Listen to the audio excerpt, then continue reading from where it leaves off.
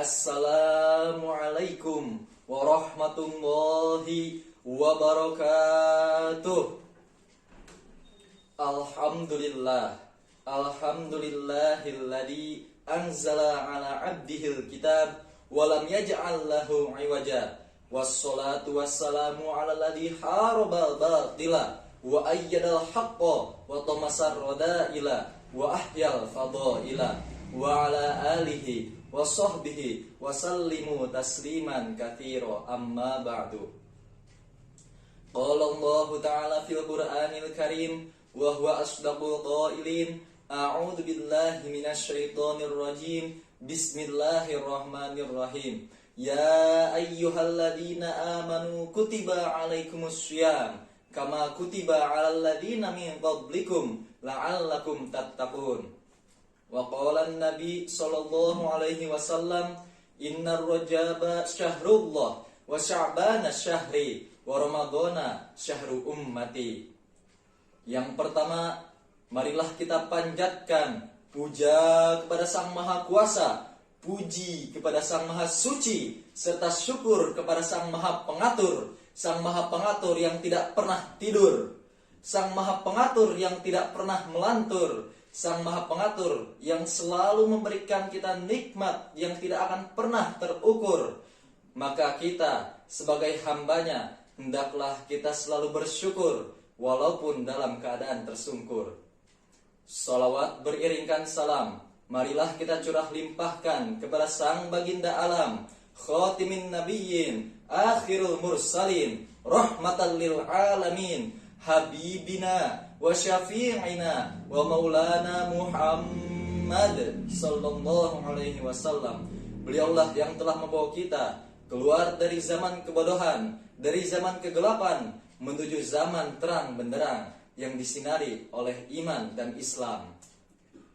Yang saya hormati segenap jajaran kepanitiaan perlombaan ceramah virtual 2026 yang selalu diberikan kesehatan serta kemudahan dalam setiap urusan oleh Allah Subhanahu wa taala. Amin amin ya rabbal alamin. Hadirin yang dirahmati Allah Subhanahu wa taala, Allah telah berfirman di dalam surat Al-Baqarah ayat 183 yang berbunyi, ya ayyuhalladzina amanu kutiba alaikumussyam kama kutiba 'alal ladzina min qablikum la'allakum tattaqun. Wahai orang-orang yang beriman, telah diwajibkan atas kamu berpuasa agar kamu menjadi orang-orang yang bertakwa sebagaimana orang-orang sebelum kamu. Mengenai ayat ini, kita sebagai orang iman, sebagai orang Islam yang beriman, kapan kita harus menjalankan kewajiban yang telah Allah tentukan di dalam Al-Quran? Sebagaimana hadis Nabi, bunyal islamu ala khamsin, syahadatan an la ilaha illallah wa anna muhammadar rasulullah wa iqamatis shalah wa itaiz zakah wa shaumir ramadan wa hajjil bait. Islam itu dibangun atas 5 perkara. Yang pertama, bersaksi bahwasanya tiada Tuhan selain Allah dan Muhammad adalah utusan Allah. Yang kedua, mendirikan salat. Yang ketiga, menunaikan zakat. Dan yang keempat, berpuasa pada bulan Ramadan. Yang kelima, menunaikan ibadah haji. Maka telah jelaslah bagi kita sebagai orang Islam, sebagai orang-orang yang beriman, yang diwajibkan untuk menjalankan ibadah puasa di bulan Ramadan ini. Karena sejatinya bulan Ramadan memanglah bulan yang diistimewakan bagi kita. Sebagaimana hadis Nabi yang diriwayatkan oleh Imam An-Nasa'i, innar rajaba syahrullah wa sya'bana syahri wa ramadhana syahru ummati.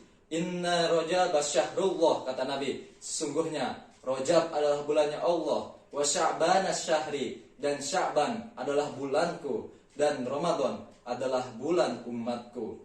Maka dari itu Imam Al-Ghazali di dalam kitabnya Ihya'u Ulumuddin memaparkan tentang 3 bulan ini. Yang pertama, bulan Rajab, bulan di mana untuk kita menanam benih kebaikan. Bulan Sya'ban, bulan di mana untuk kita menyiram benih apa yang telah kita tanam. Dan bulan Ramadan, adalah bulan di mana untuk kita menuai atau memanen hasil yang telah kita tanam dan yang telah kita siram. Maka mengenai hal ini, kembali kepada diri kita masing-masing. Akankah kita menuai apa yang telah kita tanam dan apa yang telah kita siram dengan baik, dengan penuh keyakinan akan kebaikan?